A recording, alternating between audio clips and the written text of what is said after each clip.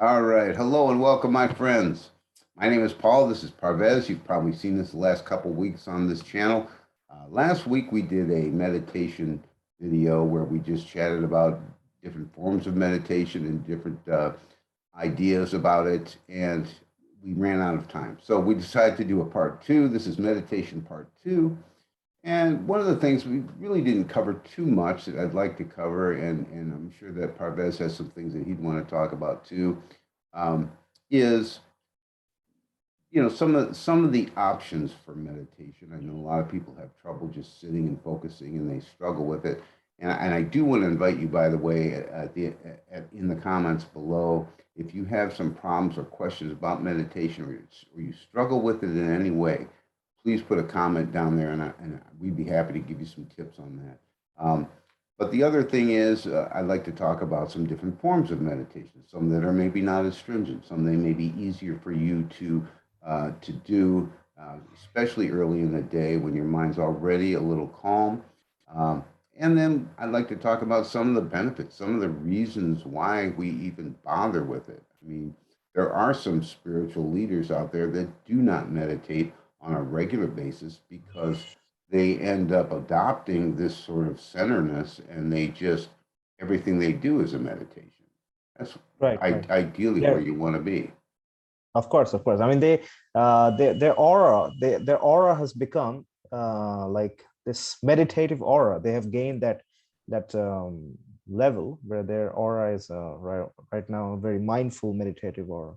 So I Yeah. would say, like in general, anyone who is on the spiritual journey, that person have to be there should be a spiritual mindset first of all in any person who is on this kind of journey, or who is Mhm. someone who is taking spirituality and meditation in some sort of serious sense, who Mhm. genuinely wants to have the benefits of meditation in their life. They should have a spiritual mindset. So what it Right. essentially means is that throughout their entire day, a person has to be mindful about and conscious about whatever he or she is doing, basically. So anything that you're doing, let's say you're brushing your teeth, or you're eating, you're having a lunch or dinner, or you're let's say you're working, you're in your office, let's say you're going through some paperwork, all the time try to be mindful. That is what I would say. I mean, that will keep you in that meditative mindset throughout the day. I think that's really important. Yeah, What do you think, just Paul? I agree. Just staying focused on that task that you're doing right then and there, and not letting your mind like sort of involve itself with a bunch of other things that are going to Right. happen later or in the past. You know, one thing about that, and I think how to put this. We have you hear a lot of people in the spiritual community talk about freedom, and you want freedom, and you want your personal freedom. Right, Well, liberation. Yeah. but when you're in an unconscious state, in other words, you're just reacting to everything, you don't have that freedom. However, Absolutely. if you do things, as you say, mindfully, and you're in that moment, what it enables you to do is create some space. And what this space is say something happens, without being in a mindful, in an unconscious form, you would just react to it React. Like, yeah, immediately. immediately. And Exactly. then you may or may not regret what that reaction was. But a lot of times it's a defensive posture or something that's not going to really help the situation. Right. But Yeah. when you're in a sort of focused mindset, something comes up, you can create some space. And what that is say, okay, what I'm taking in, you've got some space to work with. You don't have to jump and react. You can think, how do I want to appropriately respond to this situation that's going to benefit me and the person that I'm dealing with? Right. Because Right. your immediate reaction may not benefit anybody. But Absolutely. if you can create that space, then you've got a place. You've got some personal freedom to make some choices. Right. You, Right. that makes sense. Yeah, absolutely. I agree. And I would say, like, so I did not meditate since I was born, right? So I'm 25 years old. I've been into this meditation and spiritual journey for like about like 7 or 8 years. So before that, I did not used to meditate, and I was completely unconscious of anything related to spirituality or meditation, anything as such. So Mm-hmm. now when I look at my past, what I see is that when I was unconscious, what used to happen was that I was basically a slave to my emotions, a slave to Mm-hmm. my Mm-hmm. emotional pattern, because I had no mastery over my emotions, because I did not even think that it was a possible consciousness where I would be above my emotion. I used to think that I Right. am my emotions itself. So Right. generally, what I see is that people who, let's say, people who don't meditate, or people who have no spiritual sense in them, those kind of people are, because I was one of them, so I can tell you from my experience is that people those type of people, they're basically a slave to their emotions. So what happened, like you said, like an instant reaction to the Mm-hmm. situation, that Mm-hmm. happens unconsciously because we are a slave to that emotions. But what that mindfulness training, or what we were talking about that, being conscious all the time, what happens, what change it causes is that now you're no more a slave to that emotional pattern. Now whatever happens, you will be first, like, you're that observing mind, so you'll be like, hold on, I will do in this situation, I'll do whatever is in the best interest in the overall situation, so that Mm-hmm. there is, let's say, minimal damage, or there is Mm-hmm. or maybe there is no damage, maybe there, in half the times, there is no necessity of any damage to begin with. If you're wide open, you may just make a beautiful thing out of it. You don't know, Absolutely. but you Yeah, need yeah, that freedom to consider of what are my course. best options here. And a Absolutely. knee-jerk reaction does not do that. It just, Absolutely. adds fuel usually to the fire. Yeah. Yeah, I think that's really important. Now I know that our lives are very busy, and I know that if you go to work, and I don't know, like most jobs nowadays have you so involved in what you're doing. I mean, you're so busy doing things. It's very hard to stay in that focus mind. And remember, people, like Pavez says, we have been doing this almost our whole lives, like unconscious living. You know, okay, so you awaken and you realize, okay, well, this isn't the way I should have been doing things, but we have been doing it a long time. It's built Yeah. into us. So to think that I'm going to sit for 10 minutes, in meditation before I go to work is going to solve the whole day. It isn't. It isn't, especially at first, because you're not used to living that way. You're not used to living in an observant place Right. or a mindful place. Um, and like you said, you've been doing this 8 years, and I'm sure there's still times where you go, okay, well, I'm not really in the moment here. Let's get back. Yeah. Absolutely. You draw yourself back a lot. So, Absolutely. so I guess my point here is to be patient with yourselves in terms of this transformation that's going to happen, because it does happen. And one day you'll go, wow, I somebody came up to me and they were harsh or hostile, and I did not react the way I know. My synopsis did not fire the way I normally. I looked at them, and I felt like this center, and I felt compassion, and I wanted to understand what the issue was. And now my response was so much more productive and kind and compassionate. Like, what happened to the conflict? It just Yeah. And you will be so happy that you did that. For the first time, you'll be satisfied with your decision that, hey, I can be this person where I won't regret. Like, I shouted at that guy, and now I regret it. So this time it will be completely opposite. it's funny because you won't even notice it after a while. You won't even notice that, except all of a sudden the situation is different. And you won't even notice that you might have been the cause of making it different. I mean, I was at work one time, and a customer came in, and he had an idea what he was going to do. He didn't know he was in the wrong place. So when we didn't offer the service that he wanted, I'm the service manager, and he was shouting and he was very angry. And I said, well, wait a minute, what is it? And I talked to him, and I thought, oh, you need to go here. And I found a map for him, and I showed him how to get to where he needed to go. I didn't really think about it, but a customer who was in line said to me, boy, you were so calm with that guy. It was like, and then it occurred to me, hey, I'm changing, and we change, and we don't even notice the change. Right, right. And and yeah, maybe in a previous life I would have gone, you're in the wrong place. Get the hell out of here, man. Yeah, You're yeah, joking yeah. me. You're the idiot doing I mean, Right. I get it. I get it. Yeah. so Of course. Yeah. it does make a difference. I, Definitely. and when you meditate like in the mornings, do you combine it with anything? Like a lot of times I'll combine it with sort of a vision of how I want to see myself during the day, how I want to respond to things, how I want, how I want to be open. I mean, do you apply that with your meditations? So yeah, I mean, are you talking about like being intuitive during your meditation? Is that what you're saying? Well, partly, but I try to vision, like I usually, my meditations are in the morning, and Right. I usually try to, with that calm center, I try to envision like that space during the day, like how I want to Right, right. proceed during the day and how I want to be during the day. I mean, I get it. Yeah, yeah, yeah. So I would say that that thing happens for in my case. That kind of happens subconsciously, I would say. So when I meditate in the morning, I mean, when I let's say I wake up and I'm meditating for like let's say 20 minutes in the morning, right? So I would something, yeah, like you said, and I get the feeling of that now. That excuse me, I would say that 20 minutes of meditation that creates some sort of flow, like an energy mm-hmm, flow, a very mm-hmm, constructive and a very sweet kind of very smooth and sweet energy flow, and that energy flow would carry on throughout my day.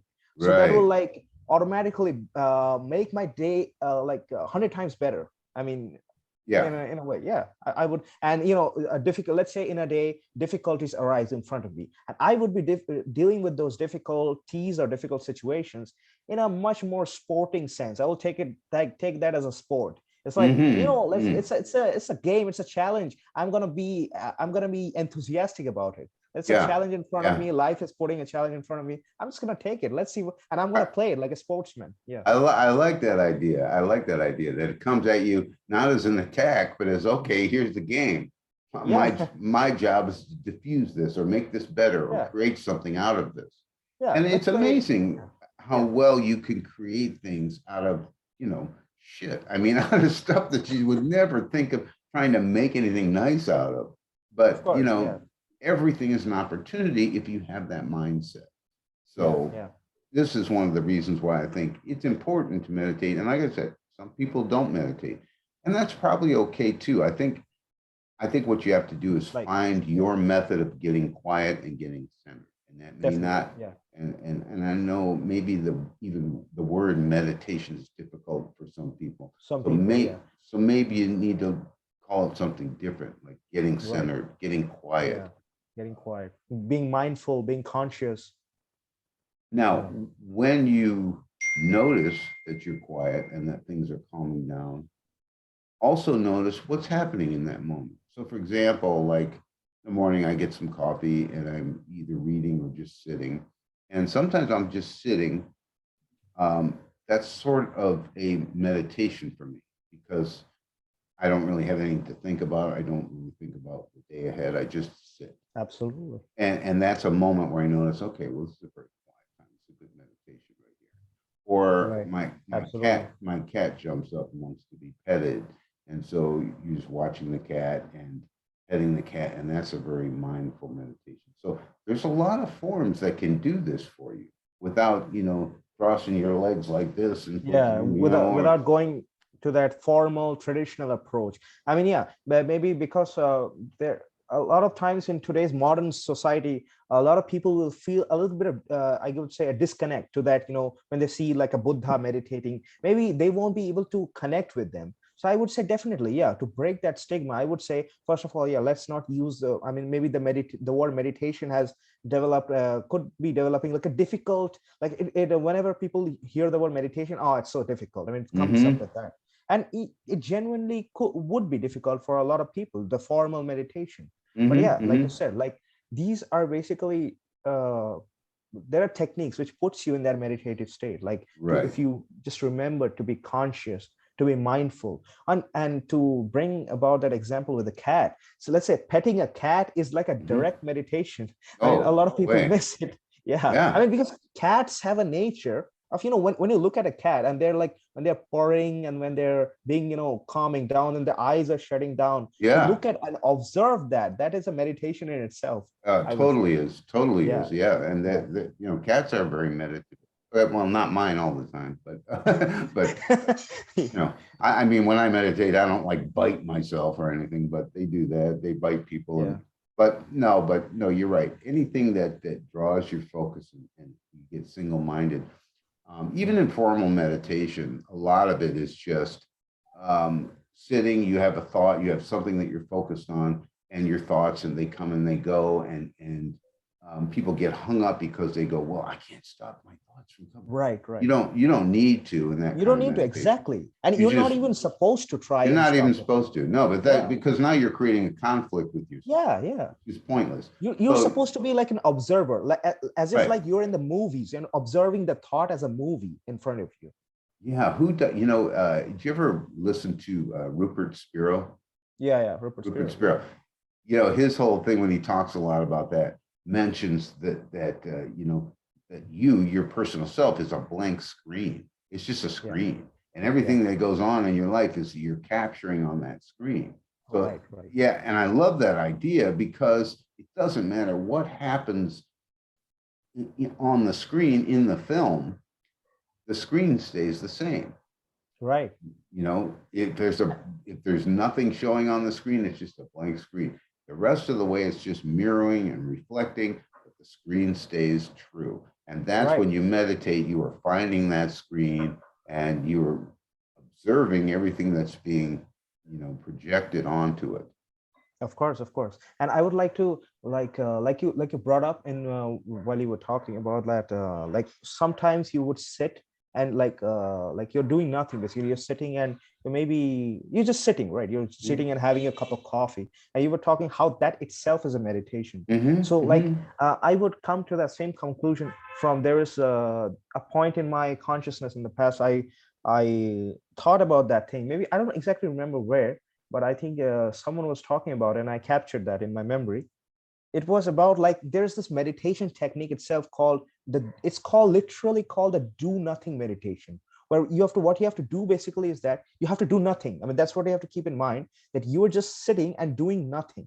That's so I would say if someone finds this meditation, the whole technique and the formal meditation things a little complicated, one of Mm-hmm. the so meditation has different approaches, right? So I would say anybody listening to this as an audience, I would say you have to ultimately find your approach, whatever approach fits best for you. Like Right. because you know yourself the best, so you have to figure out, and it's a trial and error game. You have to try one approach, you have to try, and maybe this is not working for you, maybe it's not a fit for you, so you have to try some other approach. So this is one approach I would get, and it's a very good approach. It worked for me also. It's like the do nothing. But I would basically tell myself I'm just sitting here, and I used to do this when I started with my meditation journey, and it worked a lot. I used to just tell myself I'm just sitting here, I'll just do nothing. That's it. I'll just do nothing. That's it. And I'll just be with it. Let's see what happens. I'll just be with myself. I Let's love that. I love that. let's give it a shot. Why not? Right? I We give like a thousand things a try every day. Why not give this one a try? Exactly.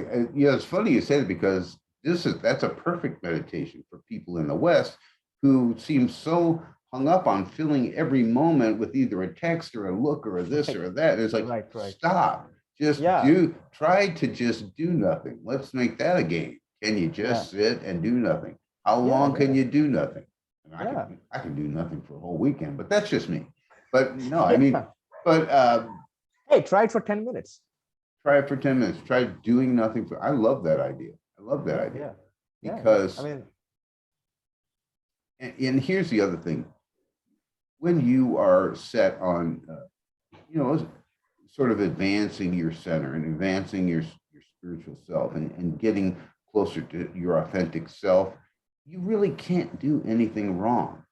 If something doesn't work, you move on to something else. If something doesn't work, I mean, you can't really go wrong. This is all part of your journey and trial and error. And it's like the same thing when you and people look at opposites, and they start comparing, oh, I don't like this and I do like that. Well, it's that same old thing where if this was uncomfortable, then you wouldn't know what was comfortable. You know, if I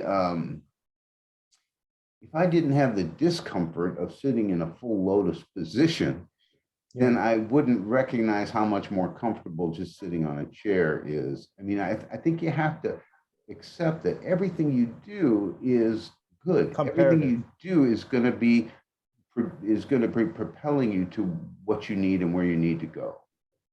Right. Of course. Especially if you have that mindset.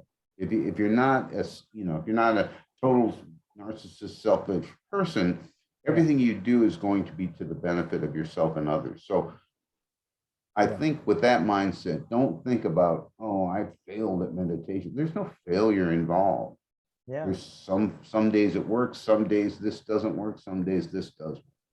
And the whole thing is a build-up process. I mean, the days which you observe as a failure, those are actually not failure. You're building up, you're creating something. It's a Yeah, creation that's happening. and you're learning. You're Yeah, learning. you're learning. It's a Th- trial and error game. yeah, this doesn't work. Yeah, just stay, and you will automatically, like you said, your consciousness will know where to take you next. Yeah, like it It does. happens. Yeah, it It does does. on an automated level. Yeah, of course. So, once again, I do want to encourage anybody who's tried meditation and had not had a lot of success with it or felt like it wasn't improving their lives. Put those comments in the box below because Yeah, definitely. it's funny because when I first started meditating many years ago, I had so many questions about it. And back then it wasn't like internet and there wasn't like all these Absolutely. Yeah, resources. yeah, And what you can find out now in a text from somebody, you might have spent 2 days looking through these books to try to find out the answer to absolutely. that question. Absolutely. So, Yeah. um, so yeah, take advantage of that, you guys, and not just us, but you know, anywhere that you see any videos on meditation. Here's another type of meditation that I highly recommend, especially if you're sensitive to this. I'm a musician, so for me, listening to music is a form of meditation, and obviously, there are some people that music is a background noise for them Yeah. or they only use it for dance or whatever that they want to use it for to do something different. Yeah. But there is a place in music, at least in my mind, and maybe for a lot of people, where they can just get drawn in, just like if you're watching a great movie. Definitely. Yeah. You get drawn in, and that is your single-minded focus. And Yeah. I remember Alan Watts saying something about music and dance and the arts themselves. The great thing about them, they're not like anything else where you're trying to get to the end as fast as you can, like our lives are. Really what they are is like, you don't want it to end. You're not trying to Yeah. get anywhere. Get You're it just anywhere. Yeah. you're just in it, and so, and his point was, if the point of music was to get to the end, then the fastest orchestras would be the best. Who can play Yeah. this the Yeah. quickest? But it's not that. It's not that. Yeah. It's not that. You're in it Yeah. and you're just enjoying it. And when it stops, it stops. So Right. music for me is a good meditation. Now, you may find certain types of music better than others. Yeah.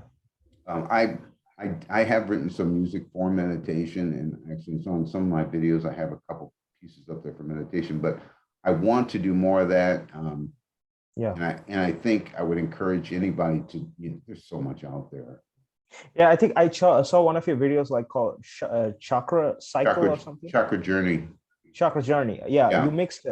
I think you focused, like your approach was to like build an emphasis with using like some spiritual words or like words that are related to spirituality, and Yeah. then create a musical flow, like the Zen meditation kind of thum thum, those drum beats kind of you mix with that. Yeah, I put it, I like went through every section of the chakras in small, the whole thing's only like 10 minutes, but it goes through every section. Yeah, the video I Oh put yeah, words yeah. The related. words were about the chakras, the various chakras, energy circles in your Right. Yeah, and that's for people who are visually oriented. That helps them focus as well. Some Definitely. people are visually oriented. I'm sort of audio oriented. Yeah. Now for music, I would say, yeah, that definitely works for me. I've also experienced that, but you have to be sure what kind of music hits your consciousness, because everybody's consciousness flow is like different. So you have to find music that will be in sync with your consciousness. I would say that. I agree, because not all music does it for me either. Definitely, yeah. Some music, it just gets me even more like busy, Agitated, yeah. Yeah, Some music could be anxiety inducing, and anxiety is like anti-meditation. That's like complete opposite of meditation. Yeah. It's funny because I have a friend of mine at work that plays like certain music, and every now and then it's okay, and then sometimes, because I'm very sensitive, I hear music everywhere, And sometimes where I work, there's music outside the store that I'm in, Right. and there's Yeah. music then inside, and it creates this cacophony of pretty unpleasant sound. So it's kind of funny how I Yeah. notice it, and then I go, okay, so you noticed it, and I'll move on to something else. You know, Yeah. the Yeah. other thing about meditation, you have the ability to set your focus where you want it to be. Yeah. If I'm good at controlling my mind and controlling what I think about and what I focus on from doing meditation, then really if something is in your way or something that's not productive for you, you can change your focus and get on to something that is. And this Definitely. includes thoughts and emotions. I mean, I Absolutely. I believe in accepting emotions and looking at them and understanding where they're coming from, because I think that helps build you as a person. And Absolutely. Yeah. there's a lot of things that come up over and over again because we haven't really embraced them and said, okay, anger, okay, this isn't, I'm angry over this. This is a part of me. I need to feel this. I need to experience in this and understand, where's the anger coming from? Well, it's probably Yeah. coming from a fear. Where's the fear Yeah. coming from? Let's look at that. Because Absolutely. I heard one spiritual teacher say, you have to take your emotions that you want to resist, and you Right. have to embrace them like they're a child, and Right. you have to Yeah. coddle them, and you have to accept them and say, okay, where are you feeling uncomfortable here? I know Yeah. you're trying to help me. Where do you feel, what's going on here? And Yeah. look at it. And when you do this, I think you find that some of these disturbing ones stop coming up. Yeah. They're much more infrequent.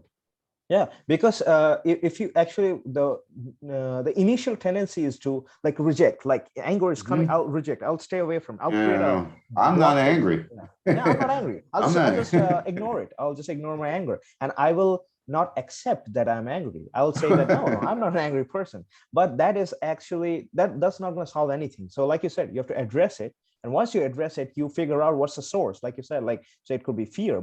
And usually anger is actually the source is fear. It You're is. afraid generally of your own insecurities, I would say. If you Mm-hmm. that's like the anger is the projection of your own insecurity, and maybe something in your external environment is like pointing at your insecurities that is Mm-hmm. deep embedded in your subconscious, and it's like Mm-hmm. pinpointing. Now, let's say I've figured that out, and Yeah. then you get triggered like as a like Right. a unconscious persona, you get triggered. And I would say that yeah, definitely if you address it, then you acknowledge that you have this, and you try Mm-hmm. to work on it, and Yeah. then the issue gets resolved actually. Yeah. Yeah. And this is part of accepting yourself is accepting everybody else, because Yeah. John is angry on this day. I'm angry on Tuesday. I mean, we all get angry. And Yeah. so if I deal with mine appropriately, then I'm going to deal with somebody else's appropriately, because Absolutely. I Absolutely. understand where they're coming from. And, Yeah. and this is true in all walks. And I think one of the things that, as you say, when you make a game of some of these things, one challenging game is, can everybody who comes in contact with you leave you a little bit more uplifted, a little bit Yeah. better off, just a Yeah. little, just a little. Yeah. Yeah. Yeah. Um, Yeah. and if you make that a game, and then all your interactions with people become a lot more productive, and inevitably you're not doing it so you feel better, but you do feel better as a result of it. It's a Yeah. consequence of being mindful and helpful, and it brings you to that place that so many people find difficult, is that we are all one. And Yeah. that's a place that, meditation kind of centers you, and you kind of recognize that in glimpses. Or if you're in nature and stuff, you recognize, okay, I'm part of this, I'm part of this. But as you go about your day and you start with this idea that I'm going to uplift, we got 10 minute. You see your 10-minute warning. Yeah. Oh, Yeah. Exactly. um, you what happens is that sort of becomes like, okay, I'm part of this group we call humanity. I'm part of this universe, and I'm going to put this positive input in. I want to influence the collective in a positive way. Right. Um, Right. I I was mean, actually I was thinking of bringing that point. Yeah, like you said, like it. I would say it.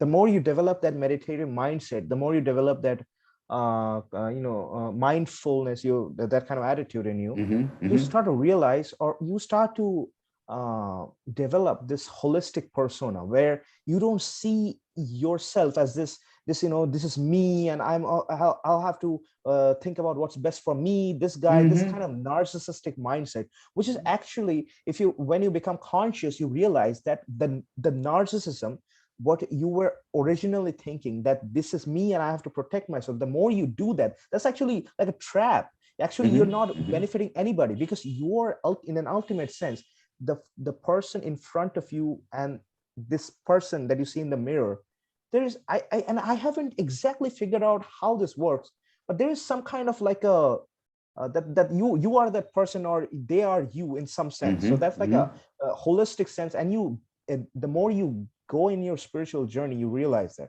So what Mm-hmm. happens is, when you actually make a person in front of you smile, you automatically get a smile yourself, because so Mm. that is like a proof, almost like, sort of, that that person is actually ultimately you, because Right. making that other person happy. Or let's say the opposite, you make someone miserable. Let's say you have a really bad argument with someone. Do you feel happy after that argument? You Mm-hmm. don't feel, Mm-hmm. No. because so what I would say, that's like an indicative thing, that everything, like you said, it's a whole, like we are all one, like this singularity. Uh, So if I'm making someone miserable and I feel miserable myself, so then what's the point of being narcissistic? that's a very So good observation. That yeah, when you make somebody feel bad, you feel bad. You should know from that signal that, okay, so we are connected, because yeah. if they make me happy or I make them happy, we're both happy. That's an awesome way to look at it. I hadn't really thought about thinking about it that way, but that's really true. And Yeah, narcissism, I mean, I know that term's used a lot, but that is an extreme form of self-protection. And right, what the problem with it for the narcissist is that they are continually separating themselves from the oneness that we all are. So when you continue to separate yourself, I mean, you may be able to, drop your sort of moral compass and get what you want, but in the true sense, your actual self is never going to be satisfied and happy with that, because you said it's hard to grasp this whole thing. I mean, the best way I've ever heard it is, you know, we're all a big ocean, and when we splash, these droplets go to our lives. So we're all little drops from the ocean. We're all made of water. We're all, eventually going to end up back in that big stream. right, So, right, yeah, so you know, that being the case, and I know it's very hard when people take little scenarios and say, well, what about this? And what about this? You know, understand that if you really recognize that you're part of the whole, you also recognize that I have to accept the bad stuff in me too. I have to right, accept that, there is a collective bad, and I've grown up in that. And some of the things I've done in my life were like, well, everybody else is doing it. So I went along with it too, right? When you right, awaken, you start making your own decisions, like I yeah, say, conscious decisions, and maybe you're steering that in a different way. So the right, more you can do to improve yourself and to make good choices from being conscious, the more you influence the collective. And I think, you know, definitely, and therefore, like you say, you make the collective better, you make yourself better. It's just a, definitely. I would say, I would definitely agree with that. Yeah. So I have like this. So let's bring this into this mix of the discussion. So I'm having this. How should I say this? Like this observation that I'm having is that, like, when so you have heard about law of attraction, right? mm-hmm, mm-hmm, Yeah. So I don't know what your views about law of attraction is like. So when I first came about it as a concept, I, mm-hmm, I I understood it as a concept. Like, what they mean is that your thoughts are basically energy vibrations, mm-hmm, and the kind of vibration that you have, that same kind of vibration you attract from the universe. mm-hmm, So ultimately, that kind of things you attract in your life. So this is what I understood it as a concept. And mm-hmm, I read all these books like The Secret, and this kind of law of attraction mm-hmm, books, and where they basically, like, the methodology they gave you is like, so think about positive thoughts and positive things will happen to you. So they gave like a straight up method. Mhm. So, but Mhm. that's actually really difficult to implement in real life, because Yeah. in an everyday journey, it's not possible to think continuously positive thought. I mean, it's like, so that's like and I even tried it, like to enforce positivity. So that I tried this forced positivity method, like whatever happens, I'm going to be positive, and that works only on a short-term basis. Mhm. So my observation recently, what I'm observing is that the deeper I'm going into my meditation, what's happening is that in general, so I meditate on a daily basis. So now what's happening is that in general, I'm seeing a positive mindset happening with me all the time without trying to force it. I mean, it's Mhm. naturally Mhm. happening. I mean, Mhm. today I actually consciously tried to think something negative about the situation. So like I told you about my dad undergoing a Mhm. surgery. Mhm. I actually, you won't believe, I saw this whole experience in a whole positive way. It's like I am my dad is going through a surgery. That means through like a heart surgery. So that means that he will be better now. So once he Mhm. undergoes a Mhm. surgery, his health will improve. So I saw Mhm. all the positive things. And Mhm. people around me, my mother she was a little upset. She was a little scared what would happen. And I tried to see it from her point, and I tried to scare myself, but it was just not working. I was so optimistic. And hey, Well, eventually my day turned out to be optimistic and everything was going good. So now mhm. my Mhm. what I'm trying to get from you is that, like, I'm sensing that law of attraction is working because I am like meditating. So I Mhm. would like to get your views about Yeah. that. No, I agree. And I think the only problem with the law of attraction thing, and I've done a couple videos on this, is that I think a lot of people are um, they come at it from a different place. Like, I don't have this, so I want this, so I'm going to apply these positive thoughts and this and that. But the bottom line is you're still coming from a place of lack. So for me, the sort of law of attraction is, if you accept, and like you did in this situation, if you accept that everything that is coming to you is going to be is good, is going to be growth thing. So in other words, your attraction, all you're really doing is you're accepting things as they are. And when you do that, you end up being grateful. And it's the gratefulness that draws this vibration to you. Um, Sure. Yeah. instead, so for example, a lot of people use this for monetary gain. Well, if you're not already happy with what you have and the privilege that you experience, and you appreciate the little things that you have, down to a simple little cup of coffee that you're drinking. I mean, if you don't appreciate that, you're not open to receiving anything else. And, Could be. and I Yeah. and I Yeah. think you're right about a positive mindset. The reason why you could not vibrate on that fear level is because you're not playing from that playing field anymore. You may Right. have when you were younger, but now, as you're more awakened and you're more meditative and you more realize the big picture, it's not the fear level. Fear-based stuff it doesn't affect you anymore. Right. So Yeah. even though people around you are at that fear, and you can't change it. That's where they're at that time. Definitely. You have moved on to a more positive place, and I wish that I had been in that space when I was much younger. When I lost my parents, or places where now, there are issues that happen in your life that create a fearfulness in you.